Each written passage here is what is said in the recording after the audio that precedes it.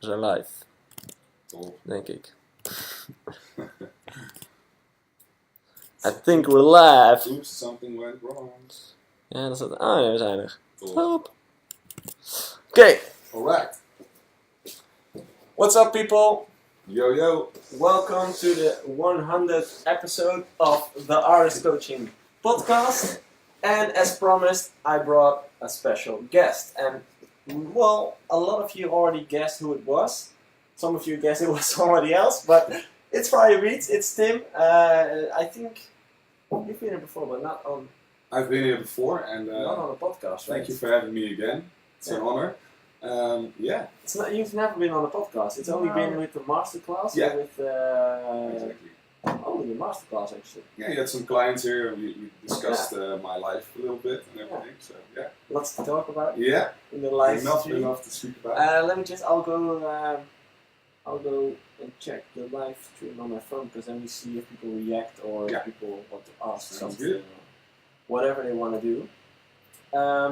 So today is just all about talking about the music industry in general. Yeah. I think an interesting thing to start off with is what we talked about before. It's the studio. Yeah. Because you were talking that you wanted to adjust your studio because the acoustics weren't perfect. Yeah, the acoustics are quite okay actually. The only thing is I just bought some new speakers and they need some calibration. And always going with a new pair of speakers, yeah, you'll have some difficulty adjusting to them. Yeah, true. So how long have you been having them for? A few months now? now a few months, yeah. But I used to work on like my workhorses, like the big KRK VX8 together with the DIN Audios. Yeah. And I was so used to them that while I now have the vocals, the big ones, I think it's the SM9. If I'm correct, yeah. SL or SM? SM9. Well, the huge one with the subwoofer on the back. The really huge one. Yeah. It's just I find myself adjusting a lot, and so I have to recalibrate them. And like how I am, I was already thinking like, let's get my old speakers back because I hate these things. But actually, well, I'm getting there, and it has a lot to do with placing of the monitors. But it's a fun process because the speakers you actually wanted to buy for a long time. Yeah. Because they were so good and so expensive. Mm-hmm.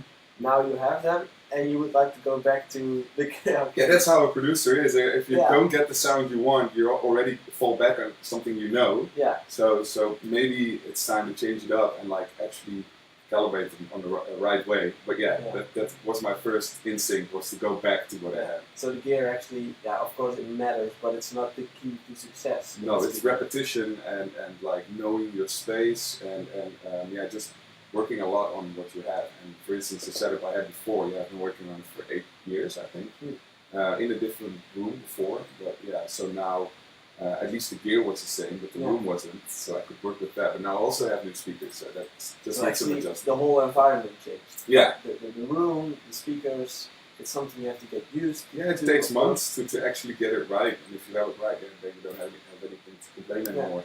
You just make good music. Yeah, exactly. Yeah. Well, some of you may know, some of you don't, but I'm building a new studio, and it's actually next to, one room next We're to... gonna be neighbors. Yeah, we're gonna be neighbors. And Tim is doing some coaching for the artist coaching company as well. Yeah. He's mainly gonna focus on production coaching, in Logic, I think. Yeah, correct. That's the thing. Are you also like Ableton? I can work in Ableton, but it would not be my first choice. I use it now on the side for sampling and for tuning vocals, and especially for the stretching element of it, because works really well in Ableton. So that's why I use it on the side. But my main program I use is Logic X. Okay. I actually like the new Logic because when I quit producing, it has Logic 9. Yeah, or 8 even. 8? 8 point something. I don't know, but it was the old one, like it didn't look shiny at all. Pretty shitty actually. Yeah, I remember. But I after a few months, I just decided, I have to keep downloading new stuff because I have to keep on track. Now I have the X for a few months. I like it. Yeah, it's pretty cool. It has a lot of new plugins in it. Actually, they've stepped up their game with stretching and flex time. I Mhm. think I like it better now. You can do a lot of new stuff in it, and It's better than Ableton stretch function. no, it's not better. But Okay. they're trying to match that because I think a lot of feedback they're getting at Logic is that Oh, people yeah. go to Ableton for that, and I think we still have a lot of work to do. But it's finally you can do everything that you can do in Ableton, but just a lot of work around. Yeah. You know, so. Yeah, I can imagine. Hey, and let's take things back to like last week. I heard someone ask me a question like, if you knew, like, if you go back in time, Mm-hmm. 10 years, like, yeah, probably 10 years, 12 years. If you go back in time, knowing what you know now, would you do it all over again? As in, if you, now you know how much energy it takes, how much time it takes to become this superstar DJ at a certain level, traveling the world. If you knew it when you were, let's say, 50 years old, would you do it all over again? It's really hard to answer that. Yeah, that's a tough one. Yeah, I thought it was because interesting. if you can take back the knowledge you have from now, then of course I would do it again and even Yeah. better. Yeah. But yeah, I think I would definitely do it again. It's been a fantastic journey. Mhm. I've learned a lot about the industry, the people that work in it, other artists, Mhm. about myself, about the touring Yeah. and traveling. I'm basically you can ask me anything now, and I can tell about it because I lived it. Yeah. So that's great, and it brought me a lot of good stuff too. So Yeah. I would really definitely do it again. And were there moments where you thought, fuck this shit, I'm out? No, Oh. not like that. Like not in a way. No, I but like you're another disappointment or another this or another that just was the last trip for you. No, never had that moment because for some strange reason, when I started working with Jure, each year we progressed and like experienced something new, and music-wise everything went like up. The only moments that I had my doubts was when there were problems legal-wise or with the business side of the work that I do. So if something, and it's mostly more in the later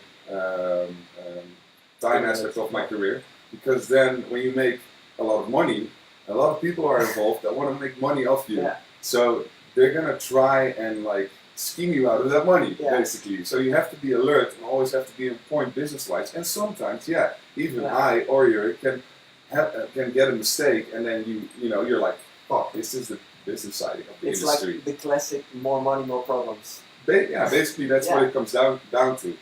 Sure. So trying to make my point is that I would definitely would definitely have done it again, but the business side of the whole aspect is the part that makes it less fun. So that you think like that aside, it's a great, fantastic job. But do you have now you have a manager, of course? Not anymore. Oh, yeah, not anymore. True. No, Yeah. we do everything ourselves Yeah, right now, exactly. which is also pretty hard. Yeah, but how is that? Because you started off without a manager, then you had a manager, and now you don't. So now you know what you miss or what you had or what you don't have. So that's actually an interesting point. Do you need a manager?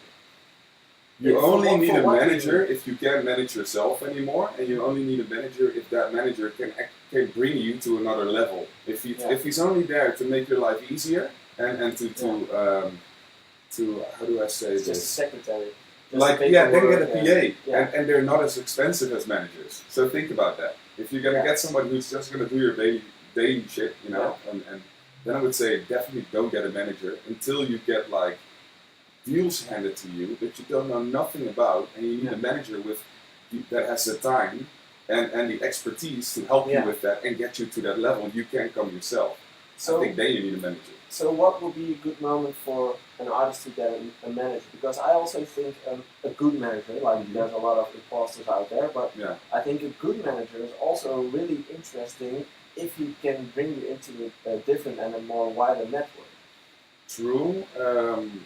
So, your first question was what time? Interesting. I think when you're starting a company, so that means you're already making a certain amount of money, and you're touring a lot, and you're basically playing in, playing out, working in the studio, don't have time to do the paperwork and everything. At that point, it could be interesting to start talking to a manager, Yeah. because, like I said, a PA, because if he has enough knowledge, he can take all that away from you. But the manager aspect only is interesting with their network, like you said, and if you can take the most out of the deals that you make. It needs to be a business. Exactly, a businessman. Yeah. And so I think that's important. So the business part and the network combined. Yeah, and chasing stuff. Like for instance, if your manager sees that you wear Nikes all day long, he should jump on his computer or behind his phone and call Nike and says, "Yo, this guy loves your stuff." Like endorsements. Endorsements. You know, like see the blanks. You know, like okay, I see this, I'll take it, and I'll make it work. Makes me think that I need a manager because I sell companies like shit. we're talking about with the pack. Oh man. Yeah. I need a manager to do my That's endorsements. business, you know. Yeah, definitely. Yeah. You know, I actually learned. Curious to hear your opinion on it, but when I got into the music industry, I was this little kid, like everyone else, 14 years old, no idea how the world looks like, how the world worked. But I really have the feeling that being in the music industry and being an artist and touring the world and experiencing all those things with agreements and stuff made you a businessman in some kind of way. Yeah, it does. But then again, not everybody is like a businessman. You can know it all, but you can still not be a businessman. Yeah, it has to be in you. Yeah, it's true. Yeah. Because if you're like me, like I'm more like of an introvert person. So I would sit in the studio, focus on my work, and then if I need to call somebody, my bookings agent or whatever, I'll do that. But I won't be the person who's always on his phone talking to people and because I'm more like. I'm more closed off, so I'm not really maybe a businessman, but I know all the business aspect of the work. Yeah. So I think you need to possess it already a little bit to be a sales or a business person. I always wondered myself, like, am I a businessman? You know, like even when I was DJing, but also afterwards, I always asked myself the question: am I the businessman I thought I was? As in, somehow I managed to bring in my own money since I was 14 years old. Yeah. I never needed a job. I always could handle it myself. Yeah, that's true.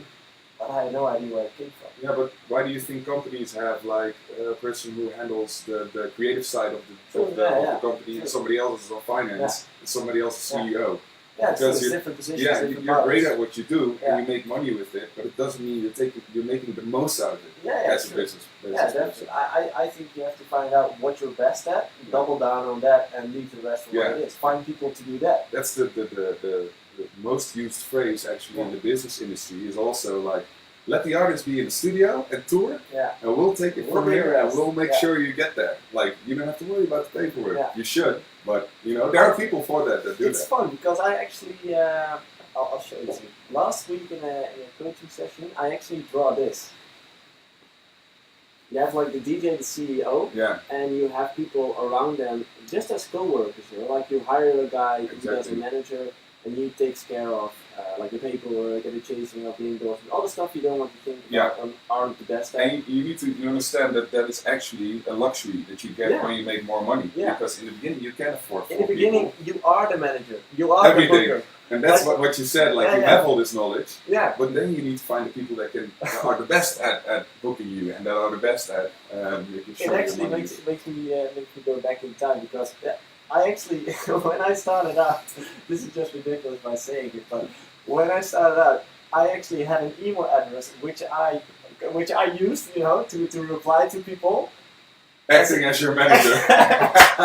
Exactly. That's a classic. Like if someone booked you, you just reply with a because you don't want to go as an artist itself. Yeah, that trick has been used a lot. Yeah, you CC'd yourself into the mail like, hey, cool that you want to book me, but here's my manager who could talk to you. And it was like Patrick you could talk to. For everybody who booked Joey back then, you were talking to him. This was the guy. Nice. Okay, so to everyone who's watching, if you have some questions, we're just having a conversation, but if you feel like you're having questions, just drop them in the comment section and we'll try to handle them all. I'm actually seeing,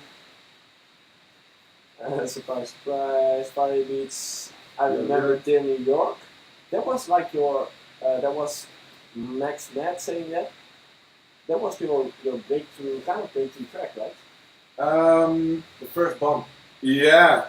Well, we actually hit it. Sound was, I think, one of the Really? first that went internationally. Yeah, because it got played on at EDC by played Steve it a lot. Angello. Yeah, and Dirty South, I believe.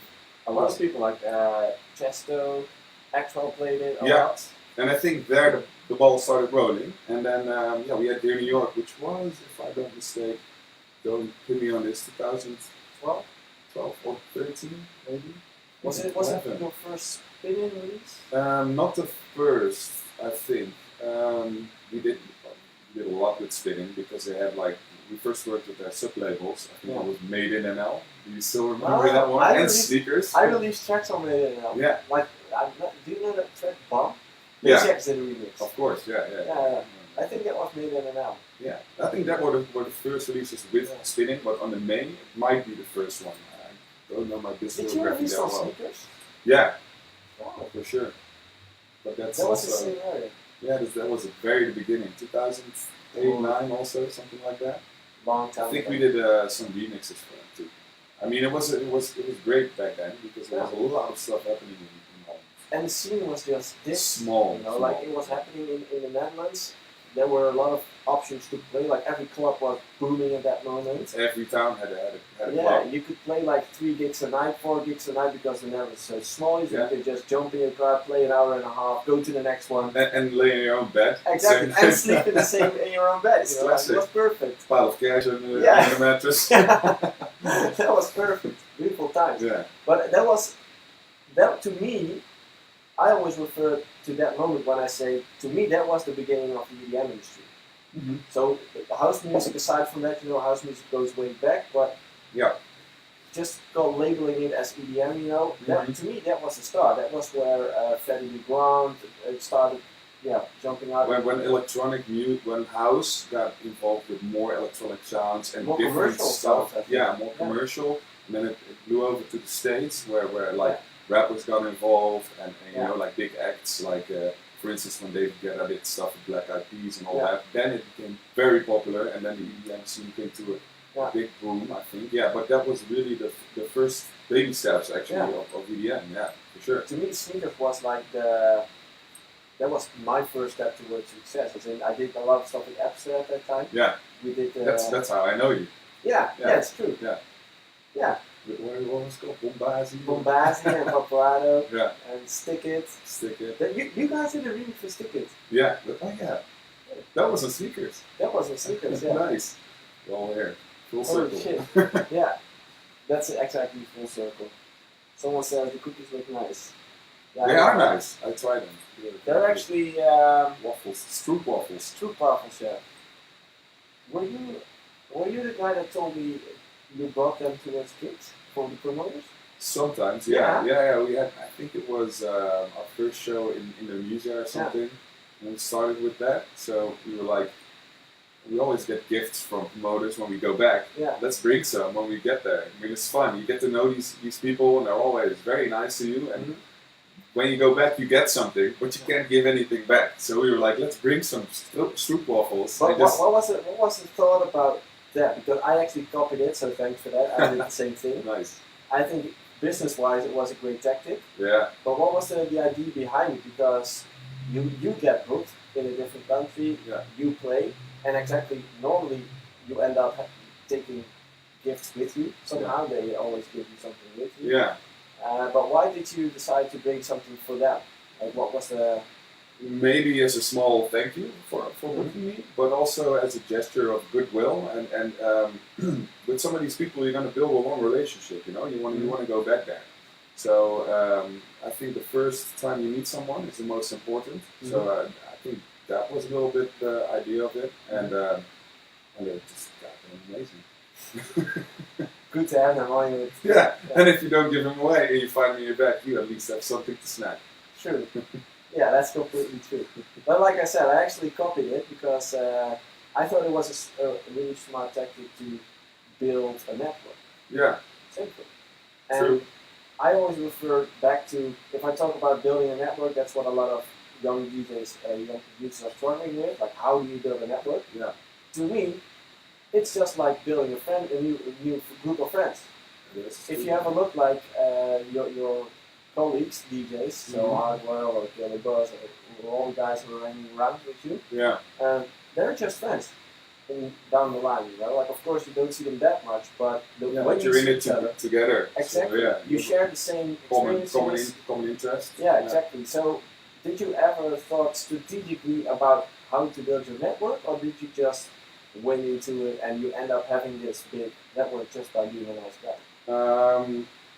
Yeah, well, actually, I think there's been a lot of time invested in building that network, and it involves, if you do a tour or a show with someone, you can choose to do the show, don't say anything, and go back to your hotel room, or you can choose to like get to know that kind of those people and kind of like hang out with them, and 9 times out of 10, it's absolutely amazing because they're very happy that you're there, and they want to show you a great time. And like I said, you get to know them. So for a long-term relationship, that's amazing because next time they want to book an act, they're gonna think like, Firebeatz, it was next to the show, that was dope. Yeah. I like those guys, you know. Yeah. So you get to build like a more substance. Of course, You're actually creating your own leverage because your DJ set, of course, is important. Mm-hmm. But I kind of think they already know your sets on point because that's why you reach the level that you're at. You know, like they're kind of expecting you to have the set you're playing. True, and it's an interesting thing because I've seen acts that do what I just said, like they play their set and they're gone, and they might be hot at the time. They might have a hit, and they think like, oh, I'm the shit, and I'm not gonna talk to anyone. And I'm gonna go to my hotel room. You know, fuck it. And then I think that's not really smart. You know, I'm not that kind of guy as a person. I would never do it, even you know when we have a hit or when we had a hit. I always was nice to everybody. But those guys are the first that are not gonna be booked again if they're not hot anymore. Exactly. So it's long-term thinking. Yeah, I totally believe in that, but it's just really hard to explain because there isn't this key to success. There isn't this shortcut thing that people are looking for. No. It's just being a genuine nice guy, spending time, being interested in people, and try to have a good time with people. Exactly. That's I the agree. thing. I agree. It's actually he's probably going to join later on as well. But my old tour manager, I always tell the story of my tour manager because you even know him. He's maybe gonna. He's watching actually. But he's maybe gonna join later on as well because I think the story of how he got to know me is really interesting. Did you ever heard that story? Wow. We went. I was going out here in my hometown, Tilburg, here at the field there. Yeah. And he was this guy working in a bar, pretty annoying guy. You know, like I didn't know him, but he knew me because I was a DJ. He knew my DJ name. Yeah. And my brother was working there at the mill. Oh, okay. And this one day I went out, pretty drunk on the street, and he approached me, and I knew who he was from the face, but didn't know him. So he approached me and said like, dude, you're Joey, can I join you on a gig once? So I was like... I heard the story. You wanted to MC or something? Or what was No, that was later. Yeah. No, he just approached me and said like, I want to join you on a gig, is that possible? So I was like, why should I take you with me for a whole night if I don't even know you? Yeah. And so my first intention was to say no, but then he said, you know what? I'll drive. I will take with my father's car. He has a nice car. I will bring you around. Yeah. So you can chill in the car and prepare for the show, whatever that means at that time. Whatever. I never prepared. But he just said, I will drive. I was like, okay, that's valuable to me. You know, like he's gonna drive, even when it's gonna be shit night, he still offers me some kind of thing. Yeah. So he ended up driving me towards what was the place? Harvard Plaza. Oh wow. Yeah. And we went there, and we actually had a really great time in the car. We talked a lot about other stuff, like deeper stuff. And, the fun thing is he never left because I still know him. He's stuck. Yeah, he's stuck. And he actually went. And he tried emceeing. He tried emceeing. But you know, the thing is, he knew my set so well because he always was there. Yeah. Every set I played, he was standing next to me, so he knew my sets. He knew how I DJ'd. Yeah. So and I thought, you know, you kind of have a nice voice. So I said like, you know what?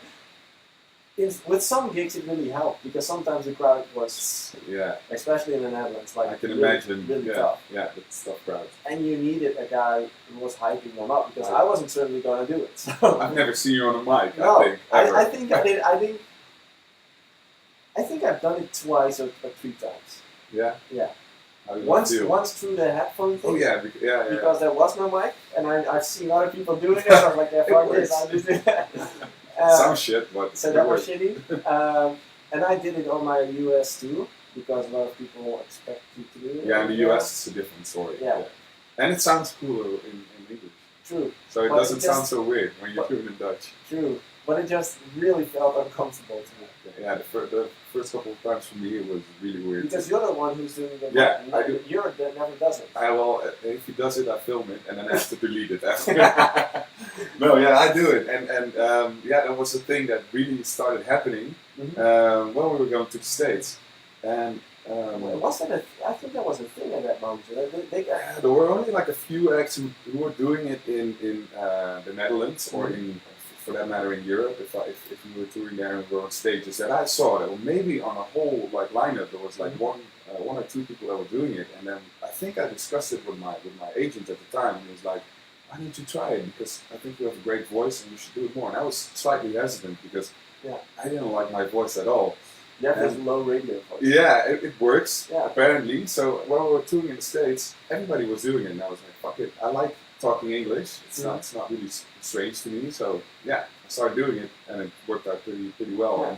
And over time, you develop like a feeling or a Stage voice. sense and a stage voice and Yeah. stuff you always know when to say, even when it's like you're nervous and stuff shitty, you always know to push out a sentence. So it helps. It definitely helps. But do you think right now it is doable to play a DJ set without MCing? Because it kind, if you have a look at Ultra tomorrow, you guys play tomorrow this year at with Metaphor, the new thing. Yeah.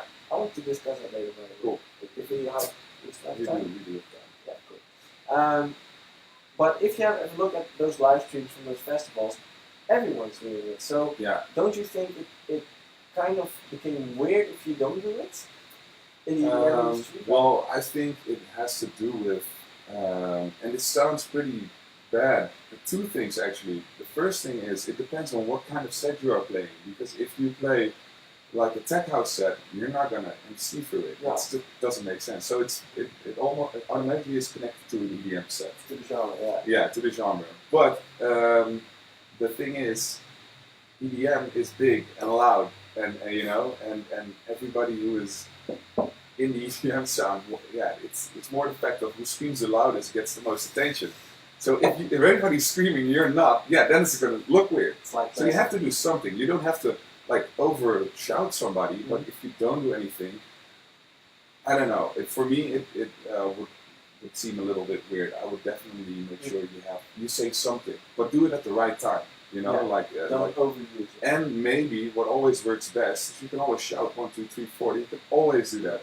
But if you can make a little connection with the crowd in a breakdown, and you call out the city where you're from, or what I sometimes do is like if there was a huge football game or whatever, and I just congratulate them with the win, and then everybody's shouting, like stuff like that makes it unique. Yeah. Then the crowd is actually gonna listen, and it's not just 1, 2, 3 jump anymore. So, but that's the hardest part. Yeah, because like we all know those 3 to 5 sentences that every DJ uses, but where does it end? Like when do you say, okay, now it just becomes too much? Yeah, shitty, too much, whatever. Then just stop. If you don't feel it, don't do it. That's that's literally my thing when I'm MCing, because of course sometimes we have discussions in the booth when I have to say something. But if Yuri tells me like, okay, now you have to do something, and I don't feel it, I say no, I'm not going to do it. Yeah. So you actually have discussions. Sometimes you have it. Yeah, that Yuri is like, hey, say something, and I'm like, I'm not feeling it. I'm not feeling it. And I'm the one who has to do it. So sorry. So you can do it. Yeah. And then that doesn't happen. And that's under my phone. Yeah. But that's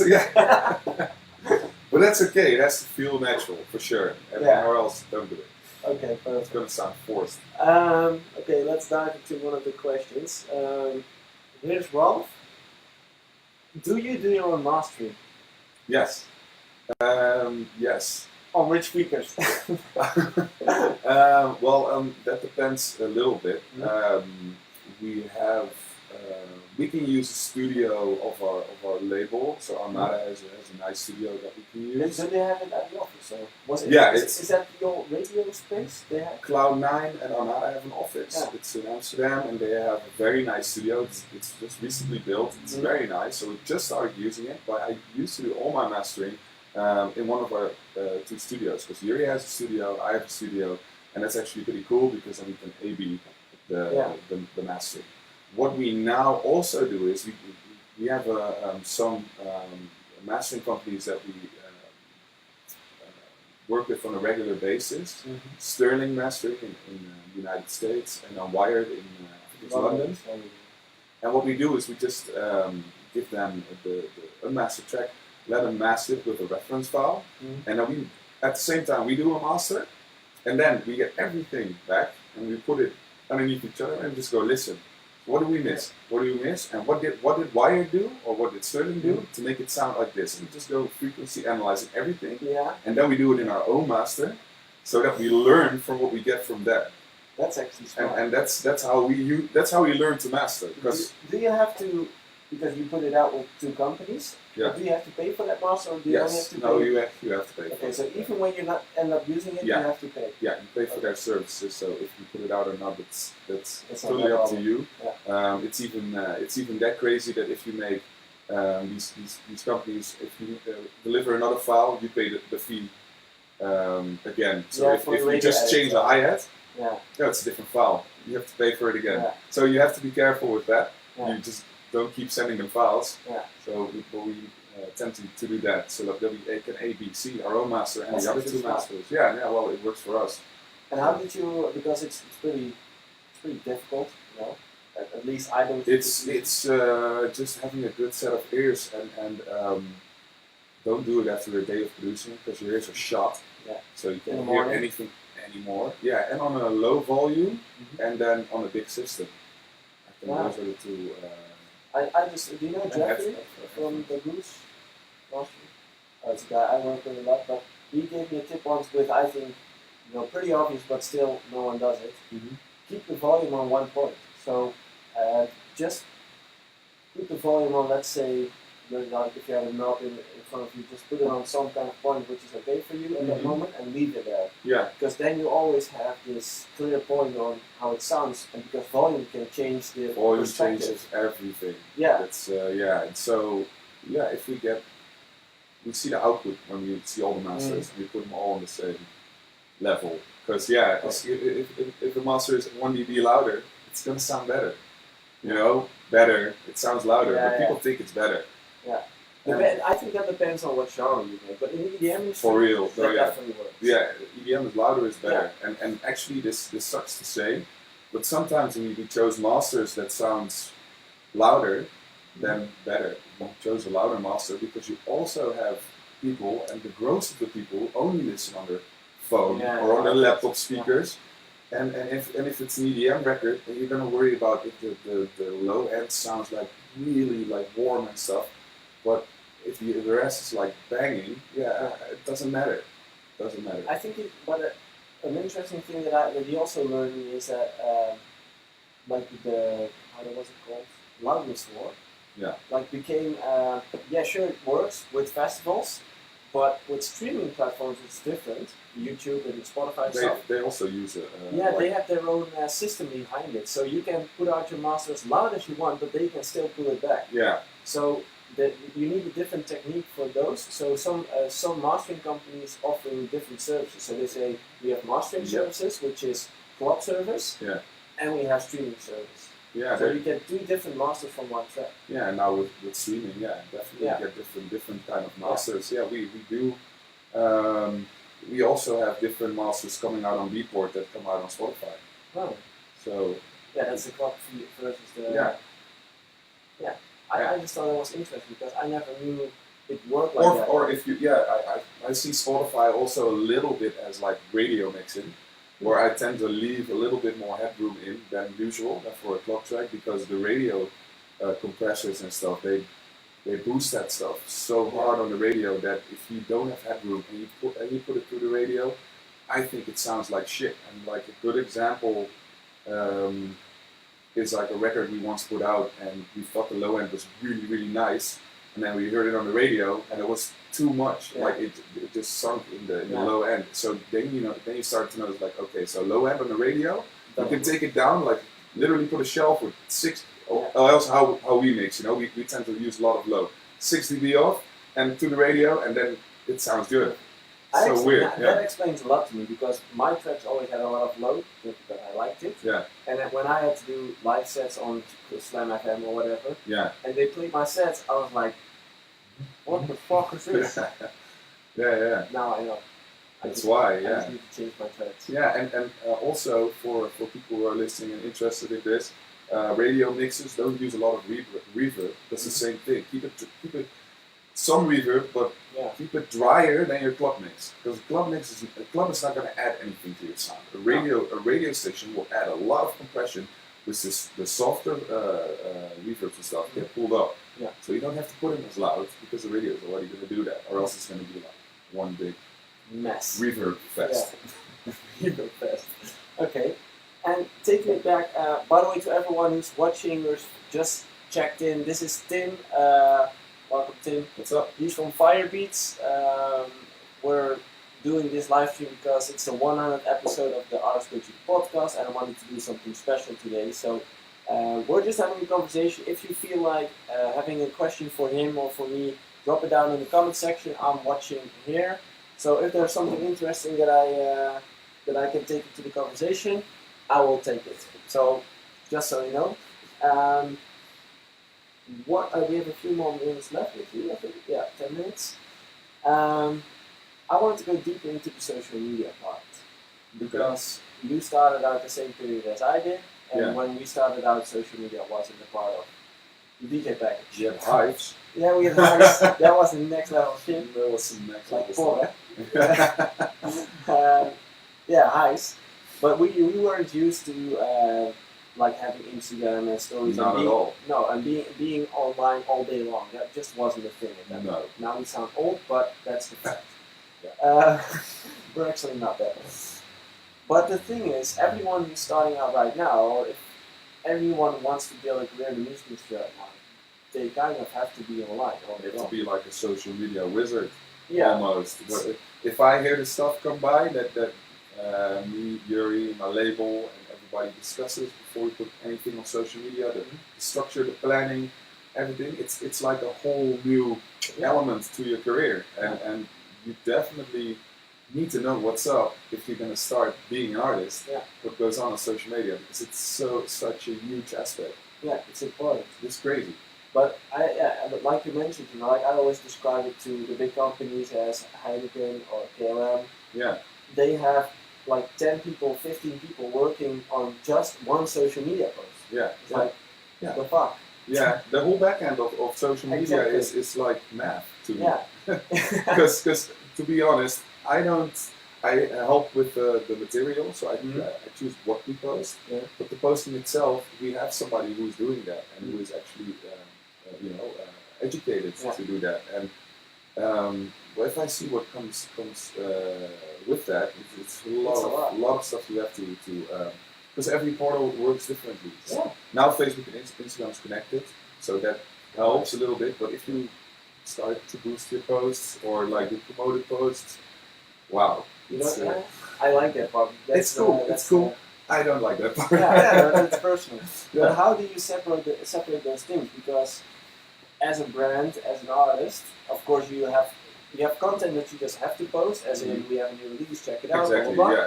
And the most important content, in my opinion, is the personal content. So I want to see your face. I want to see what you're doing right now. I want to see what you eat right now. Yeah. So how do you separate that? Is it just that you have meetings once a month and decide on this is what they are going to do, and we just take it with us on tour? And well, basically what we do now, so it's good that you mentioned tour, because we have our tour manager Dan, who is almost always with us, and he always has a camera with him, and he just shoots all day long. Or sometimes even if we have a day off or like a couple of hours, we want to eat something somewhere or do a drink or just go to town or a city, he just snaps pictures all day.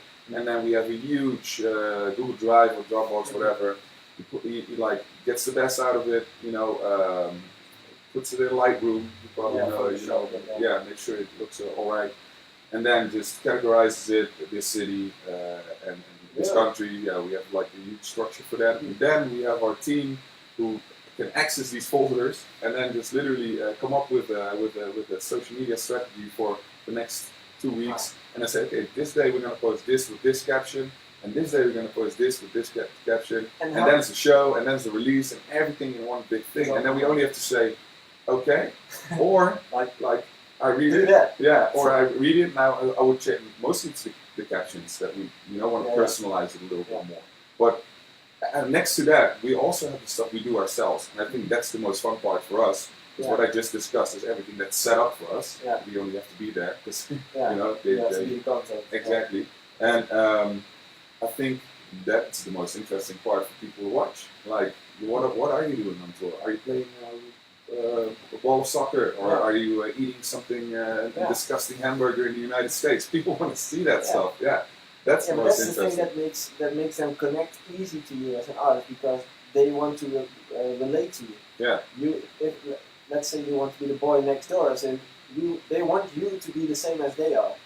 And of course you have a different life, but you're still a human being who eats shits and flies. Well, you can portray whatever you want to be, because you have the power over your social media. So if you want to look like somebody who's only driving fast cars and making a lot of money and whatever, you're only going to post stuff when you have that content, and then you're going to post that, and people are going to think you are that. So you have control over how you look like to people. That's interesting about social media.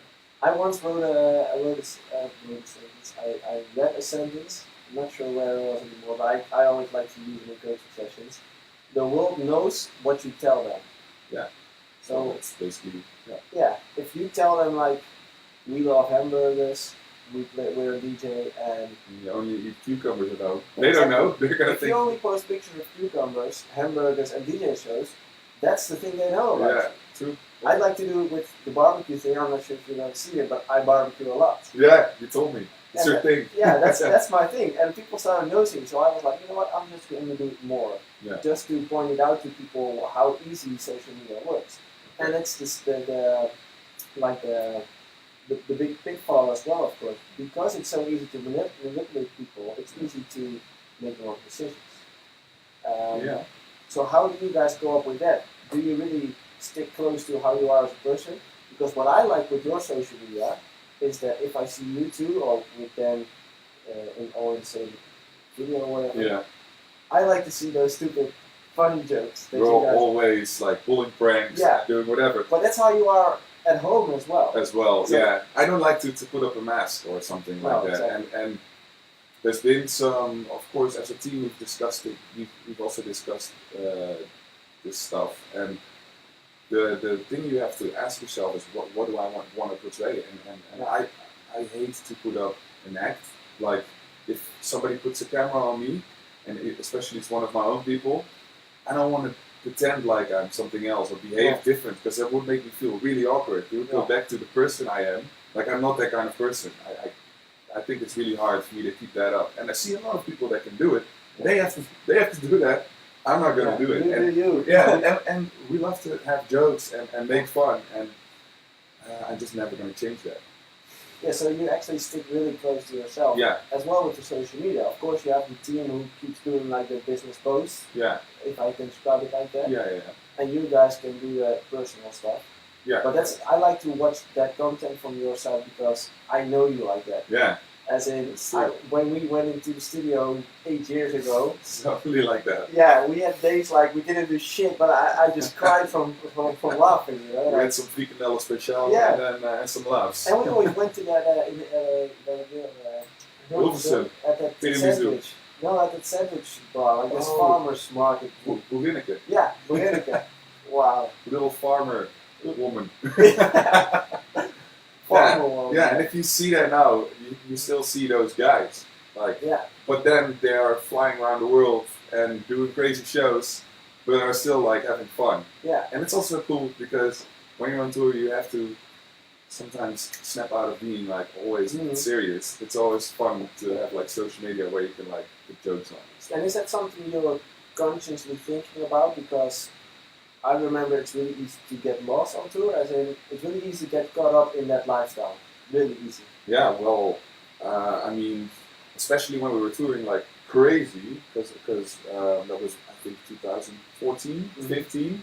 Yeah, and then I was going back and forth to the States and Asia and everything. And we sometimes did like 4 continents in like 3 weeks. So like we went to Europe, America, Asia, Europe, America, back, and we were like I was lost, you know. And you get caught up in like that kind of stuff. So but aside from the travel schedule, just the fact that everywhere you come, people will treat you like you're a kid. Yeah, you have to be in that persona. Or Yeah. whatever, yeah. So what I noticed is when I came back in our humble little city and came back to your girlfriend or whatever, I somehow always had to adjust.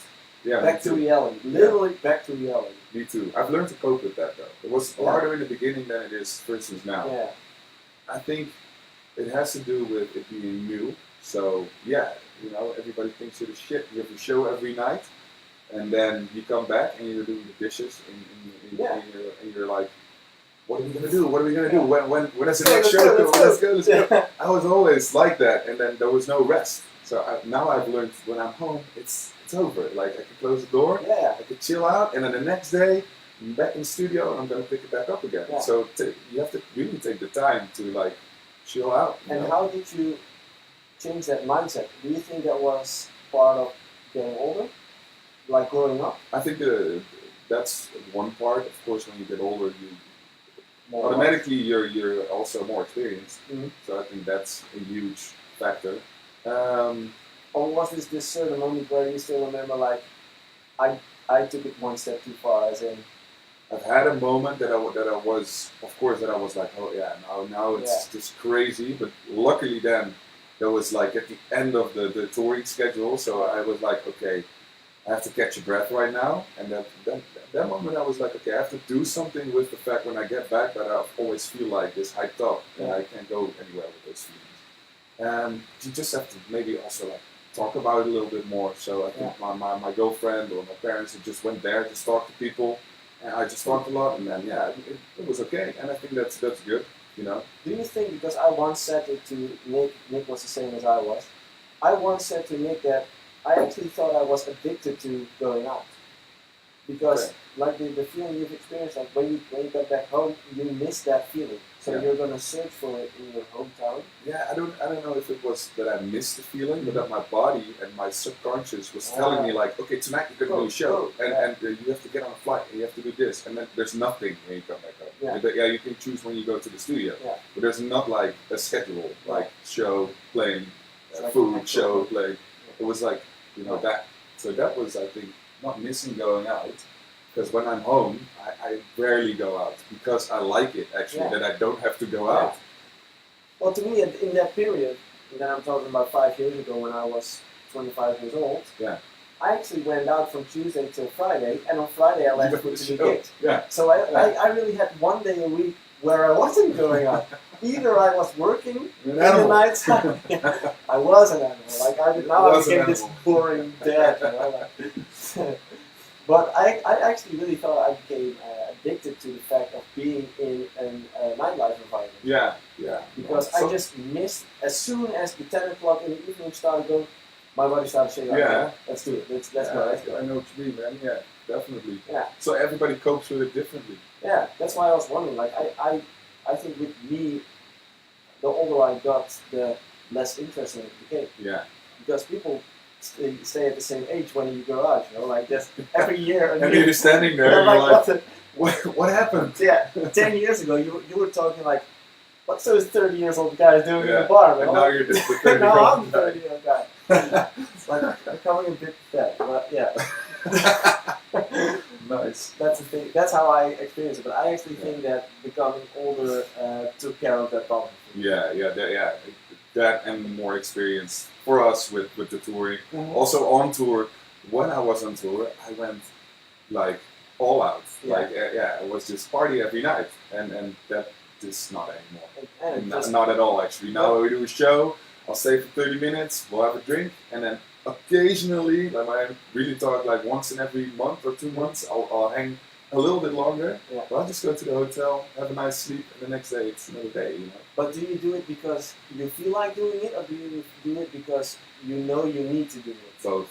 Okay. Both, because and it works together. Yeah. Because if you, I feel like it because I know will make me feel better in the morning. Exactly. Yeah. But if like I said, once in a while, if it's really fun, I'll just hang and then whatever. But it was always fun, even if I wasn't having fun. I would make my own party. You know what I mean? Just grab a bottle from your rider and just find a party somewhere. Yeah. But now I don't do that anymore. Like you don't need to do that. Yeah. It's okay.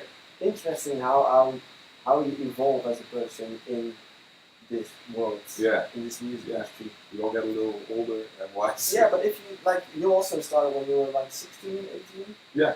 Like 16, like 17. Yeah. You're just a kid. Yeah. Like you think you own the world. You really think you know how things work and how you definitely. And all the advice, you're like, yeah, well, I'm just gonna live it. And then, oh wait, didn't somebody tell me that? You told me I have to go left. I'm going right. Like, feels better. Let's do that. Let's do it. Yeah. I think it's really interesting to see how those things have evolved. Of course, the music industry has evolved and changed, so that's a part of it as well. But to the people who want to be in the music industry right now and want to become successful right now, I think, last question, do you think it has become easier or harder to become successful in the music industry? Way harder. Yeah? Way harder. Yeah. And why? Because, like you said, when we started out, it was just like a small group of people who made music, and it wasn't as cool as it is now. And nowadays, everybody who wants to at least try it can like easily, get into it. Like starting with programs, plugins, everything. We had to find that out, man. Like I had a basic computer with Reason on it, and then I got it from a copy. And it wasn't like you could go on the internet and like download everything at once. Like Kazaa. That's easier now. I think the techniques, the and everything that comes with that. But also, like I said, the social media game. How hard is it to how do you say, like profileren, like profile? Yeah, to profile on that. Like you have to figure that for yourself. You have to have a very well thought out logo, the act, the social media, everything. I think it's way harder because. But then again, real quality will always come through. That's the thing I like to go because I actually think it became easier. Okay. And I'll explain. Yes, there's more competition, way more competition. But at the same time, is it really competition? Like. True. Like you say, quality will always rise above if you make quality music. But I think a lot of people who are making music making music. But if somebody's starting out and is has a lot of quality, let's go. Let's go. Okay. If we go back 15 years from now, when we started, and you were the king producer out there, how did you reach someone in China with your music? Yeah, that's a good question. You had to know somebody, it was difficult. You need to find a label who could distribute it to Asia. Who could, it was really hard.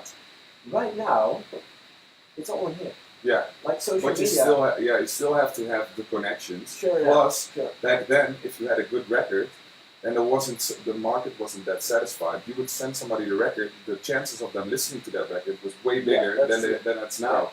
Nowadays. The quality can get lost in a mess, if you know what I'm saying. It's just finding this little thing, how do you call it, finding the neat nest on holiday.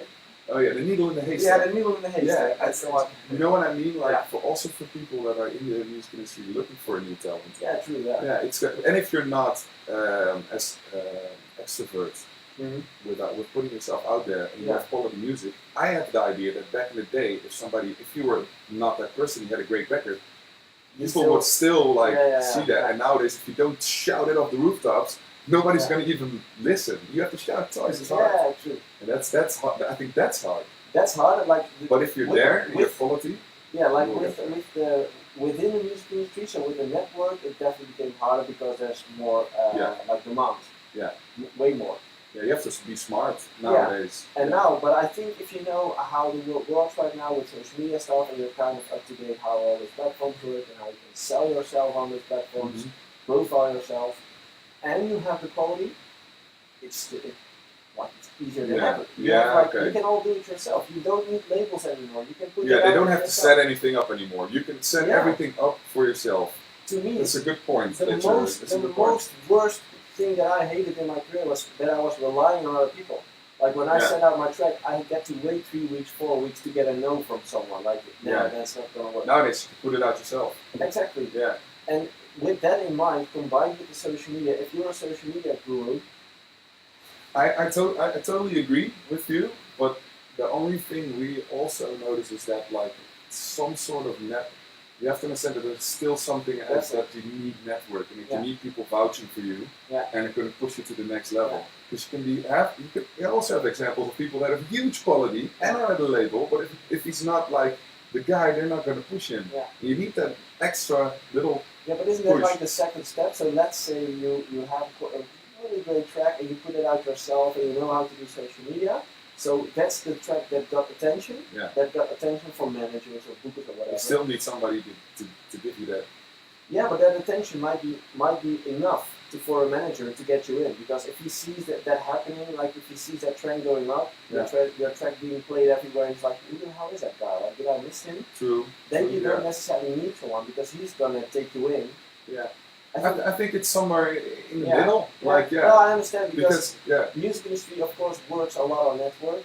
And on luck. Yeah. I don't want to call it luck though, because I actually made a video about it. I don't like luck. I don't like the word and what it stands for. Because I think you've done everything yourself at that point that created that opportunity. Yeah. So I think luck is such a weird definition. It's just this vague thing. It's an excuse for people when they don't have an explanation for it. Yeah. That's the thing. Because have you ever read the definition of luck? You should read the definition, and it actually doesn't say anything. That's the funny thing about it. No, I actually never read it. Check it out. I would actually do it. So we have to round up because I have to go, and I'm going to quit as well because Nick stood up on me. Okay. Bitch. Oh, he actually texted me. Look at Nicky. it. Next show. What? Next show you will have me. We'll create a nice podcast. Cool. Thanks, Nick. I'll bring pizza. Cool. Okay, so guys, thanks for checking this 100th episode of Artist Coaching Podcast. It's been 100, it's been a lot, but I'm definitely not stopping. I'm continuing doing this a lot and way more actually.